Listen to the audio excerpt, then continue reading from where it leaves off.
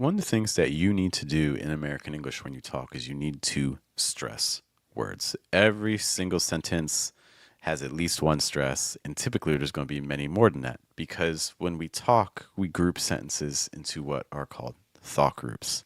We group sentences, that's a thought group, into what are called thought groups. That's another thought group. You can even think of an example like, hi, how are you?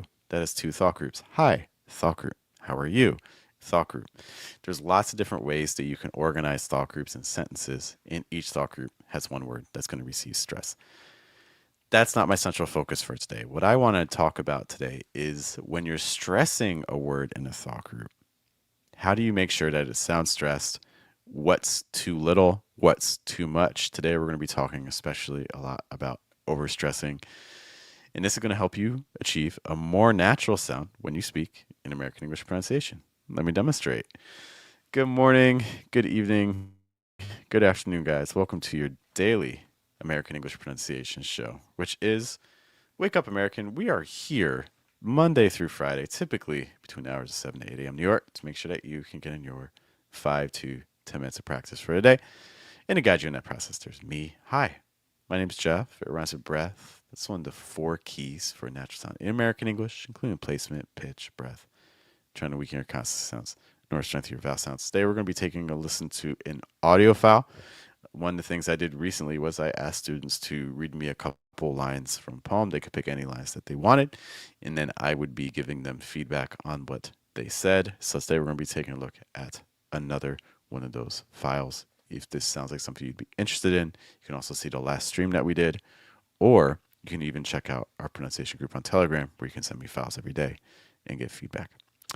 So let's take a look at what our actual file is. I'll need my headphones for this. Give you guys back your screen. Okay, so let's take a listen to what we have here. This is our file. The first time you get sick, and your mom isn't there too. Force with your chicken soup and massage warm oil into your throat. Okay, so the thing I want to highlight in this file is the stresses. Let's just kind of see what words are being stressed here. I do want to thank the owner for sending this. Let's listen, just try to identify what words are being stressed. The first time you get sick. So in that case, so you can hear first getting stressed. The first time you get sick. The way that it's being said there is the first time you get sick. The first time you get sick. And your mom isn't there. Now the stress is on mom, and your mom isn't there. Sick. And your mom isn't there. And your mom isn't there. Okay. Too. Force with your chicken soup. Force feed you chicken soup. Okay, I would say the stress there I'm hearing is on soup. Force feed you chicken soup. Force with your chicken soup. Force feed you chicken soup. Stress on soup. And massage warm oil into your throat. And massage warm oil onto your throat. Stress on oil. And massage warm oil into your throat. And massage warm oil onto your throat. Okay, so those are your stresses.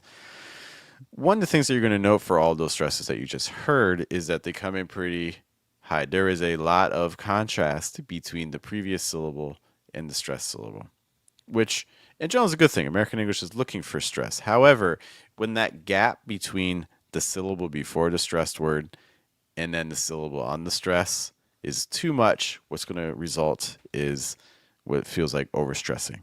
Okay. I'll try to give you an example to demonstrate this because we want to watch out when we're trying to stress words because I see this a lot with students where we just go a little heavy. The first time you get sick. The first time you get sick. Compare that to like the first time you get sick. Can you hear the difference between the first time you get sick and the first time you get sick? Do you see the difference where the first one has a pretty big divide between the and first? The first versus the second one kind of flattens a little bit. The first, the first, the first, the first, the first, the first. You can hear that range between the two syllables increases a lot on the times where it's a little bit overstressed. First time you get sick, and your mom isn't there. And your mom isn't there. Versus, and your mom isn't there. And your mom isn't there. And your mom isn't there. Too. Force with your chicken soup. Force feed you chicken soup. Force feed you chicken soup. Hear a difference? Force feed you chicken soup. Force feed you chicken soup. Force with your chicken soup and massage warm oil into your throat. Massage warm oil. Massage warm oil. Hear that difference? Massage warm oil. Massage warm oil. Okay. So, some things to kind of pay attention to there. If we put all of that together, it's going to have a pretty drastic impact on the rhythm. Compare. The first time you get sick, and your mom isn't there too. Force with your chicken soup and massage warm oil into your throat.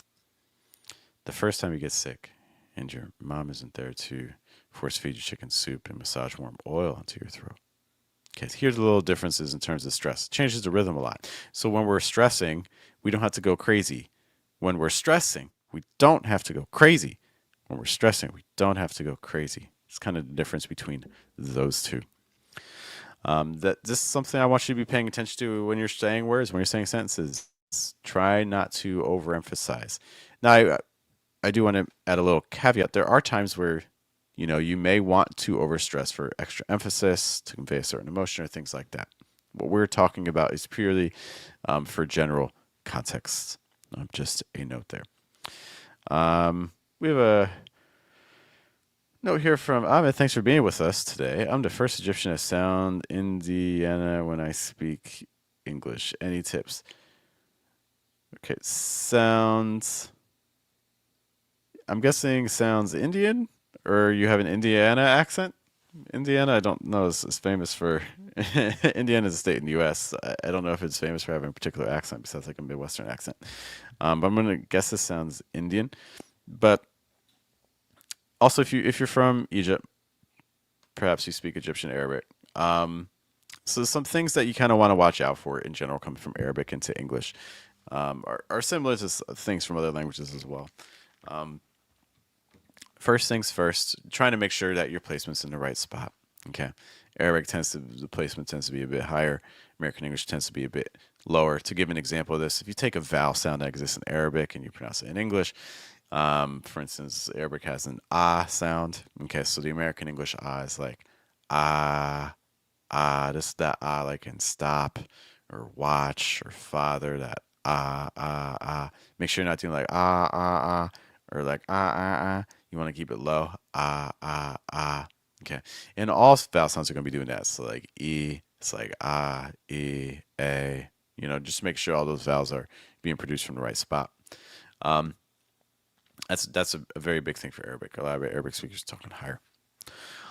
The next thing is breath and resonance. Okay.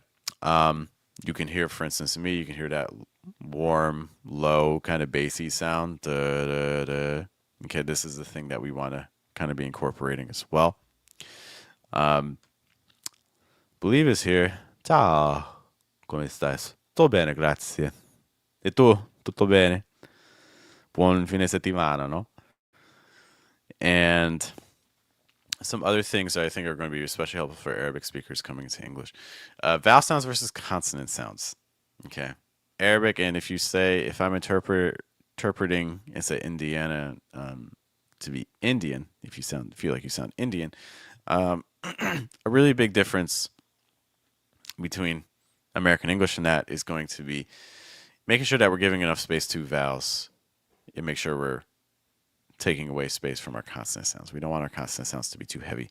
To give an example of this, if you take the word like did, okay, D-I-D, okay, just say like did 3 times. And if you feel like you said something like kind of like did, or like things like that, what we want to do instead is shift the focus away from the consonant sounds and put it instead onto the vowel. So instead of saying something like did, it's going to turn more into like did. Here, did. Dead. Just trying to add more space there.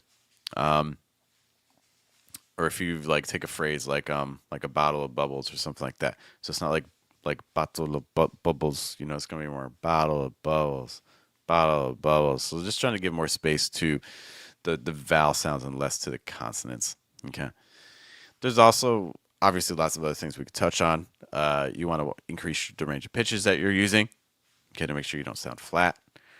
You want to try mixing up your speed. But hopefully, at least those quick tips I gave are enough to assist. All right, with that, guys, I do have to head out. But hey, thank you so much for hanging out with me today. I know there's a lot of pronunciation resources out there, so the fact that you are here is appreciated. Once more, my name is Geoff. It runs with breath. It's one of the four keys of pronunciation in American English, including placement, pitch, breath.